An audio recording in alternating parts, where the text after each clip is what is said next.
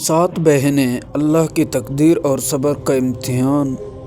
ये सब कुछ अचानक नहीं था, ये सब कुछ अल्लाह की लिखी हुई तकदीर थी।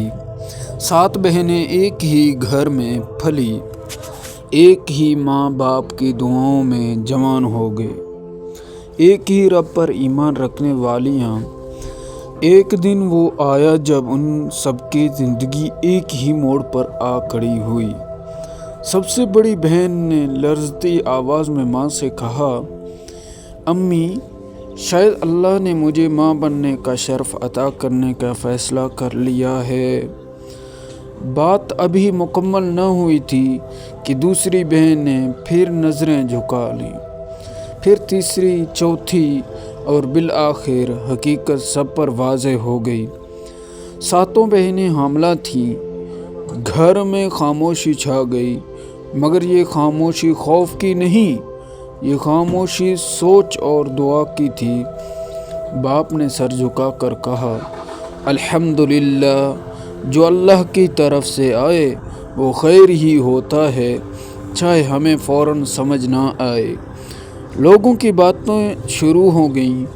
किसी ने सवाल उठाया, किसी ने शक, मगर इन बहनों ने एक बात तय कर ली, हम लोगों के नहीं, अल्लाह के फ़ैसले के सामने जवाबदेह हैं। और फजर के बाद वो सब मिलकर दुआ करती, हर तकलीफ़ पर हस्बुनल्लाह कहती और खौफ पर ये आयत याद करती, अल्लाह किसी जान पर उसकी ताकत से ज़्यादा बोझ नहीं डालता। माँ ने बेटियों को समझाया, औलाद अल्लाह की इमानत है और इमानत सब्र, तकवा और शुक्र मांगती है। बहनें गुजरती गईं, कमज़ोरी आई, आजमाइश बढ़ी, मगर ईमान और मजबूत हो गया। जब एक बहन को तकलीफ़ होती तो बाकी इसके लिए दुआ बन जाती, जब किसी का दिल घबराता तो दूसरी इसका सहारा बनती। फिर वो दिन आए जब अल्लाह ने एक बाद एक 7 घरों को खुशी अता की, एक नहीं बल्कि 7 सजदे शुक्र अदा हुए।